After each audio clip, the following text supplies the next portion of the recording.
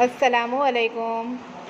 जनाब बाबूभाई सोपारी वाला girls primary school, कक्षा 6, विषय हिंदी, पाठ 8, राजा का हिस्सा।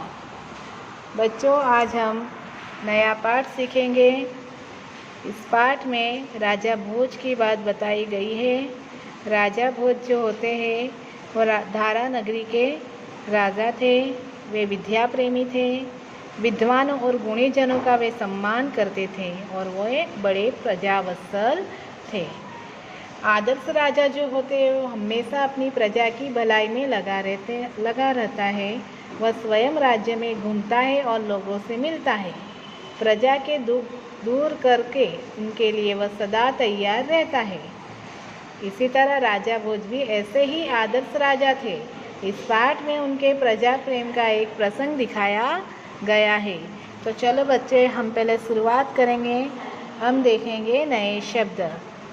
प्रजावत्सल, घूमकर, यथासंभव, भ्रमण, राजधानी, किसान।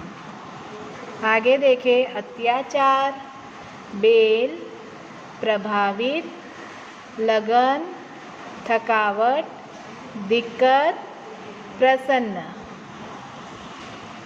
क्षमा, फसल, उम्दा, किस्म, गेहूँ, मोती, चरण, अधिकार, परिश्रम, राजकोष। बच्चों, ये सारे नए शब्द आपको हिंदी की नोट में 3 बार लिखने हैं। अब हम आगे देखेंगे शब्दार्थ। प्रजावत्सल यानी प्रजा प्रेमी। प्रजावत्सल यानी प्रजा प्रेमी। स्वयं यानी खुद। स्वयं का मतलब खुद। यथासंभव यानी जो संभव है। भ्रमण, भ्रमण यानी घूमना। अत्याचार, अत्याचार का मतलब जुल्म। प्रताप, प्रताप यानी परिणाम। आगे देखें, पुनः, फिर से। पुनः यानी फिर से।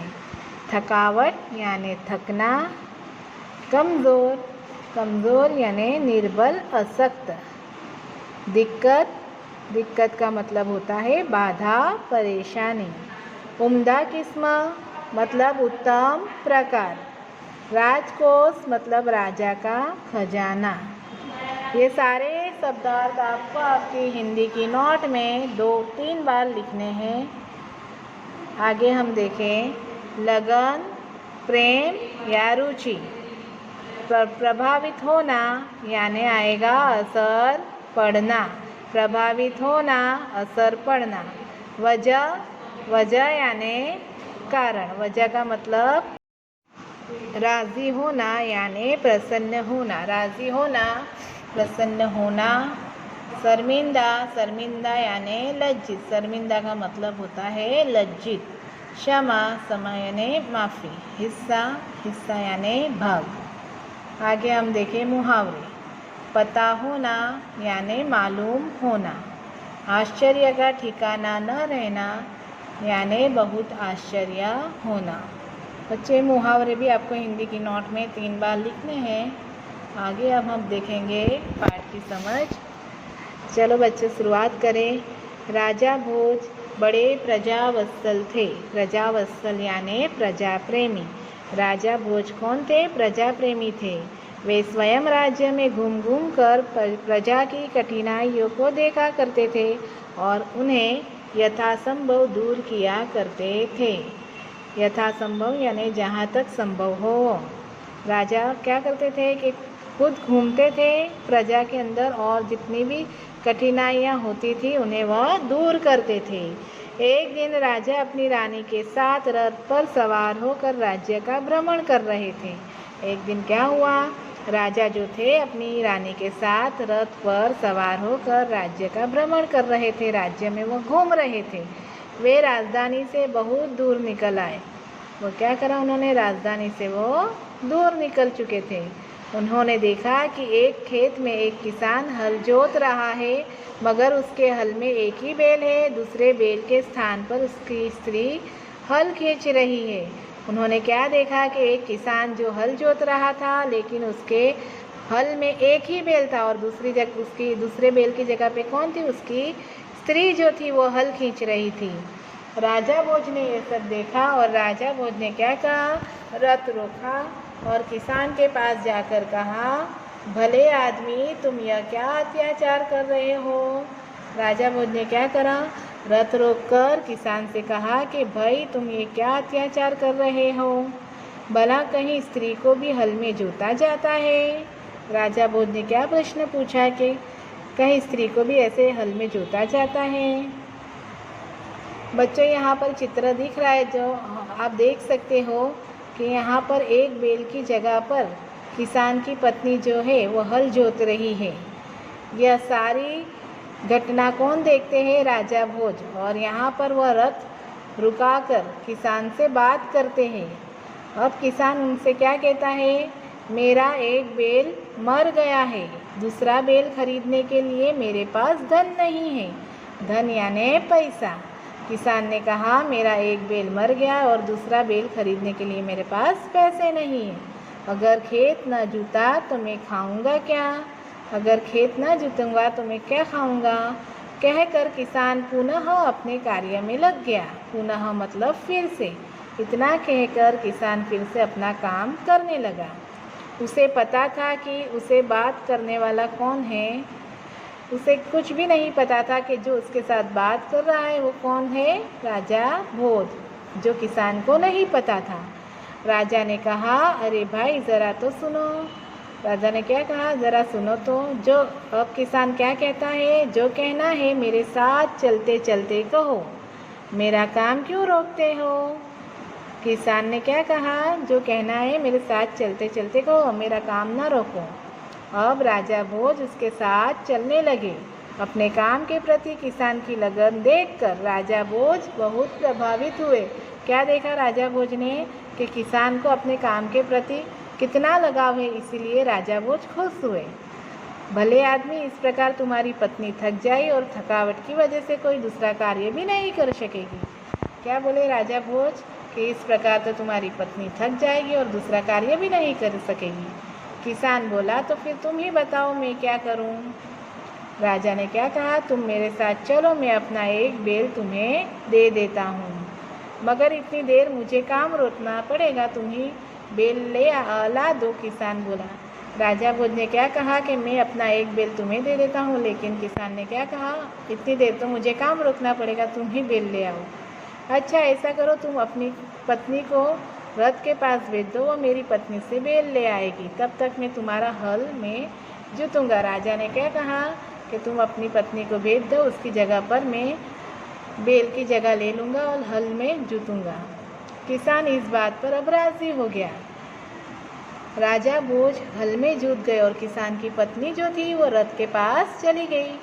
उसने रानी को सारी बात बता दी। उसने देखा तो यह तो रानी है, और उसने रानी को फिर क्या कहा? किसान की पत्नी ने पूरी बात बता दी। रानी ने पूरी बात सुनकर कहा, तुम्हारा बैल तो कमज़ोर होगा, वो बैल हमारे बैल के साथ नहीं दे सकेगा, बैल का साथ, इसलिए तुम दोनों ही बैल ले जाओ। यहाँ पर राजा वो पत्नी ने क्या किया? दोनों ही बैल किसान की पत्नी को दे दिए। किसान की पत्नी दोनों बैल लेकर अब कहाँ पहुँची? खेत पर। किसान यह देखकर बहुत प्रसन्न हुआ, क्योंकि उसको 2 बैल मिल गए थे। राजा भोज ने कहा, अगर कोई भी दिक्कत हो तो मेरे पास आना। दिक्कत मतलब परेशानी। राजा भोज ने क्या कहा किसान को? अगर कोई परेशानी हो तो मेरे पास आना। कहकर राजा भोज ने उसे अपना परिचय दिया तो किसान बहुत शर्मिंदा हुआ। यह कहकर राजा भोज ने अपना परिचय दिया। यहाँ किसान को मालूम हुआ कि ये तो राजा है, इसीलिए वह शर्मिंदा हुआ। आगे देखें। उसने राजा से बार बार क्षमा मांगी। क्षमा यानी माफ़ी मांगी। किसान ने राजा से माफ़ी मांगी। राजा प्रसन्न होकर वापस चल दिए। राजा खुश होकर फिर चले गए। उस बार उस किसान के खेत में बहुत अच्छी फसल हुई। उनके आश्चर्य का ठिकाना न रहा जब उसने देखा कि खेत के जितने हिस्से में राजा भोज ने जोता था उसमें मोती उगे थे। उन्होंने क्या देखा कि खेत में जितने भाग में राजा भोज ने खेत जोता था उसमें क्या उगे हैं? मोती, वो भी उम्दा किस्म के, उत्तम प्रकार के। और बाकी के हिस्से में उम्दा किस्म के गेहूं उगे थे। यह देखकर किसान बहुत प्रसन्न हुआ। किसान ने सारे मोती इकट्ठे किए और राजा भोज के पास पहुंचा। उसकी फसल में, उसके खेत में जहाँ पर मोती उगे थे वो सब उसने इकट्ठे किए और कहाँ गया? राजा भोज के पास, जो हमें यहाँ चित्र में दिख रहा है। उसने सारे मोती राजा भोज के चरणों में रख दिए और राजा को सारा किस्सा कह सुनाया। उसने राजा भोज के चरणों में ये सारे मोती रख दिए और उसे पूरा किस्सा सुनाया कि जहाँ पर तुमने खेत जोता था वहाँ क्या हुआ है? मोती उगे हैं। राजा ने ये कहा, ये मोती तुम्हारे खेत में उगे हैं, इन पर तुम्हारा हक है। राजा ने क्या कहा कि तुम्हारे खेत में उगे इसलिए तुम्हारा हक है, इन्हें तुम ही अपने अधिकार में रखो। अब किसान ने कहा, नहीं महाराज, यह आपके परिश्रम का प्रताप है, यह आपकी मेहनत का फल है, इसलिए मैं इन्हें नहीं ले जाऊंगा। मेरी प्रार्थना है कि आप इन्हें राजकोष में जमा कर ले और गरीबों की भलाई के लिए काम में ले। क्या कहा किसान ने? कि आप इन्हें राजकोष में जमा कर ले और गरीबों की भलाई के काम में ले ले। किसान ने राजा से यह प्रार्थना की। अब किसान की बात सुनकर राजा जो थे वो बहुत प्रसन्न हुए और उन्होंने क्या करा? मोती स्वीकार किए। विद्यार्थी, तुम लोग को समझ में आ ही गया होगा। हमारा ये पाठ यहाँ पर पूर्ण होता है। Thank you.